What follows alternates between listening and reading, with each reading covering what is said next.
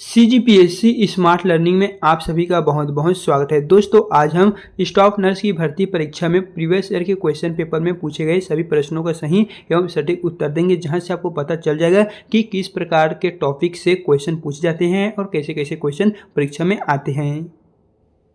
जैसा कि फ्रेंड्स यहाँ पर 61 नंबर के क्वेश्चन में दिए गए हैं, यदि माँ को शुगर की बीमारी है तो बच्चा कैसा या किस प्रकार पैदा होगा, ये आपको बताना है। तो इसके सही आंसर हो जाएगा ऑप्शन नंबर बी, बड़ा। यदि माँ को शुगर की बीमारी है तो बच्चा बड़ा ही पैदा होगा। जो ऑप्शन यहाँ पर बी दिए गए हैं यही राइट आंसर है। A normal baby born to a mother having sugar disease is larger. तो ऑप्शन जो यहाँ पर दोस्तों बी दिए गए हैं यही सही आंसर है। फिर यहाँ पर 62 नंबर के क्वेश्चन में दिए गए हैं, एंटीपॉटस पीरियड के समय किस खतरनाक लक्षण को तुरंत बताना या ध्यान में रखने चाहिए। तो इसका सही आंसर के लिए 4 ऑप्शन दिए गए हैं, आंखों में धुंधलापन, नेजल स्टिफनेस, दुग्ध ग्रंथि में कड़ापन या कब्जियत। तो इसका सही आंसर है ऑप्शन नंबर ए, आंखों में धुंधलापन। एंटीपार्टम पीरियड के समय किस खतरनाक लक्षण को तुरंत बता देना चाहिए, वो है आंखों में धुंधलापन यदि दिखाई दे रहा है तो डॉक्टर से तुरंत परामर्श लेना चाहिए। देन यहाँ पर 63 नंबर के क्वेश्चन में है, WHO वर्ल्ड हेल्थ ऑर्गेनाइजेशन के नियम अनुसार सामान्यतः सीमेन में शुक्राणुओं की संख्या कम से कम कितनी होनी चाहिए। यही पूछा गया है, जो मैक्सिमम शुक्राणुओं की संख्या है वो कितनी होनी चाहिए वर्ल्ड हेल्थ ऑर्गेनाइजेशन के अनुसार यहाँ पर दोस्तों पूछे गए हैं, तो आपको बताना है। तो चलिए इसके सही आंसर है वो बताते हैं, वो है option number B, 15 million. WHO के नियम अनुसार सामान्यतः मैक्सिमम सीमेन में शुक्राणुओं की जो संख्या होनी चाहिए वो कम से कम 15 मिलियन होने चाहिए। जो ऑप्शन यहाँ पर बी दिए गए हैं वही सही आंसर हो जाएगा। एंड दोस्तों वीडियो में आगे बढ़ने से पहले बता दें, हम जो क्वेश्चन बता रहे हैं वो 61 से स्टार्ट कर रहे हैं। एंड बता दें 1 से लेके जो 60 तक के और क्वेश्चन है उनके बारे में पहले से वीडियो बना के चैनल में डाल दिए हैं। अगर नहीं देखें तो लिंक डिस्क्रिप्शन में या फिर आप हमारे चैनल में एक बार जाके देख सकते हैं। एंड यहाँ पर 64 नंबर के क्वेश्चन में दिए गए हैं, सर्विविक्स में स्ट्रॉबेरी जैसी संरचना का दिखाई देना क्या कहलाता है। दोस्तों आपको बताना है कि सर्विविक्स में अगर स्ट्रॉबेरी जैसी वहाँ पर कुछ संरचनाएं दिखाई देती है तो उसे आप क्या कहेंगे। ट्राइकोनास, मोनिलियसिस, जोनोकोकस, गॉर्डिनेला। तो 64 नंबर का सही आंसर है ऑप्शन नंबर ए, ट्राइकोनास। सर्विक्स में स्ट्रॉबेरी जैसी जो संरचना दिखाई देती है उसे ट्राइकोनास के नाम से जाने जाते हैं। ऑप्शन जो ए दिए गए हैं वही इसका सही आंसर है। फिर अगला नंबर का क्वेश्चन में दिए गए हैं, एक्टोपिक प्रेगनेंसी सामान्यतः किस जगह में पाई जाती है। Ampulla, isthmus, fimbrial and isthmus. तो इसका सही आंसर है option number A, ampulla. Ectopic pregnancy सामान्यतः किस जगह में पाई जाती है, तो ऑप्शन जो ए दिए गए हैं एम्पुला यही इसका सही आंसर है। फिर यहाँ पर है 66 नंबर के क्वेश्चन में, साधारणतः बच्चों में मम्स गालसुआ के कारण होने वाली बीमारी है वो आपको बताना है कि जो साधारण बच्चे होते हैं उनमें गालसुआ के कारण जो बीमारी होती है, जो डिसीज होती है वो क्या होती है, क्या नाम है उसका। तो हो जाएगा option number B, aseptic meningitis. जो दोस्तों यहाँ पर गालसुआ के कारण होने वाली बच्चों में बीमारी होती है वो असेप्टिक मेनिनजाइटिस बीमारी है। ऑप्शन जो यहाँ पर बी दिए गए हैं यही इसका करेक्ट आंसर है। एंड यहाँ पर 67 नंबर के क्वेश्चन में दिए गए हैं, डिप्थीरिया मेम्ब्रेन झिल्ली का रंग होता है। आपको बताना है colour of diphtheria membrane is. Diphtheria membrane झिल्ली का जो रंग होता है वो किस प्रकार होता है। तो हो जाएगा ऑप्शन नंबर ए, ग्रेइश सफेद। यहाँ पर ग्रेइश व्हाइट दिए गए हैं, यही डिप्थीरिया मेम्ब्रेन का करेक्ट रंग होता है। तो जो ऑप्शन ए दिए गए हैं यहाँ से दोस्तों आप अपने उत्तर का मिलान कर लीजिएगा। फिर है अगला नंबर का क्वेश्चन, इनमें से मैनटॉक्स देखा जा सकता है इसके अलावा। तो यहाँ पर है immuno compromised, chicken pox, malnourished, measles. तो आपको बताना है इनमें से जो मैनटॉक्स देखा जा सकता है वो इसके अलावा और क्या हो सकते हैं। तो हो जाएगा ऑप्शन नंबर डी, मिजल्स, खसरा। यही इसका जो है करेक्ट आंसर हो जाएगा। एंड फ्रेंड्स बता दें, स्टाफ भर्ती प्रक्रिया के लिए जो एग्जाम होगा उसका एडमिट कार्ड आ गया है, तो आपको कौन जिला में एग्जाम सेंटर मिला है आप हमें जल्दी से कमेंट बॉक्स में बता दीजिएगा। फिर अगला 69 नंबर के क्वेश्चन में दिए गए हैं, अंगूठा चूसने की आदत में कौन सा उत्तर सही नहीं है। पूछा गया है what is incorrect about thumb sucking, अंगूठा चूसने की जो आदत होती है उनमें कौन सा सही नहीं है, यही इस क्वेश्चन में पूछा गया है। तो इसका करेक्ट आंसर है ऑप्शन नंबर डी, इसे 1 साल में सही करना है, इलाज हर 1 साल में कराना जरूरी है। यही दोस्तों इसका उत्तर सही नहीं हो जाएगा। लेकिन यहाँ पर दिए गए हैं अंगूठा का आकार बदल जाएगा, अगर आप अंगूठा चूसते रहेंगे तो उसका आकार हाँ बदल जाएगा, फिर खुशी मिलती है। हाँ दोस्तों, कुछ इससे लत के समान भी अंगूठे चूसने की जो आदत होती है उसे मान लेते हैं। फिर नेक्स्ट है असुरक्षित की भावना, यहाँ पर भावना दिए गए हैं, असुरक्षित भावना ये भी होती है। लेकिन जो यहाँ पर इसे 1 साल में सही करना, इलाज हर 1 साल में करना होता है, नहीं दोस्तों ये जो है वो करेक्ट आंसर हो जाए। यहाँ पर पूछा गया है करेक्ट आंसर नहीं है, तो यही करेक्ट आंसर नहीं है, लेकिन इस क्वेश्चन के अनुसार इसे ही आप करेक्ट आंसर मानिएगा। फिर 70 नंबर के प्रश्न में है एक बच्चा खुद फैसला किस उम्र में ले सकता है। जैसे कि दोस्तों एक बच्चे जो होते हैं वो बड़े कब हो सकते हैं, यही पूछा गया है कि एक बच्चा खुद फैसला किस उम्र में ले सकते हैं। तो इसका सही आंसर हो जाएगा दोस्तों ऑप्शन नंबर ए 3 साल। एक बच्चा खुद फैसला 3 साल की उम्र में ले सकते हैं, हालांकि वह छोटा ही होता है लेकिन अपना जो फैसला है वो ले सकता है।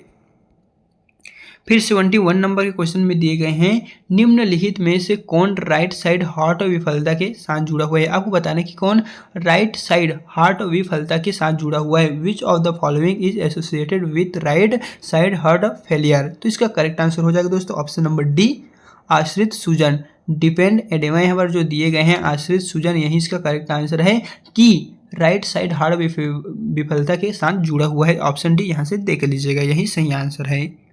फिर 72 नंबर में पूछा गया था नर्स एक घायल व्यक्ति को सदमे में कुर्सी पर बैठे मिलती है तो नर्स क्या करना चाहिए। मान लीजिए दोस्तों अगर आपका स्टाफ नर्स के तहत भर्ती प्रक्रिया में आपका नंबर हाई आ जाता है और आप एक नर्स बन जाता है, स्टाफ नर्स बन जाते हैं, तो आपको बताना है नर्स आपके सामने एक घायल व्यक्ति को सदमे में कुर्सी पर बैठे मिलती है, तो अब बताना है कि आप उसके साथ क्या करेंगे। जैसे कि आप सिर को ऊंचा करके रखेंगे, हाथ पैर में टूनिकेट बांध कर रखेंगे, या शरीर को गर्म कंबल से चारों ओर से घेर कर रखेंगे, या मरीज को सुपेन पोजीशन जैसे कि सीधा लेटा हुआ ये रखेंगे। तो इसका करेक्ट आंसर दोस्तों आपको बताना है 72 नंबर में। ये जो क्वेश्चन है वो खास आपके लिए है, जल्दी से आप हमें कमेंट में बता दीजिए।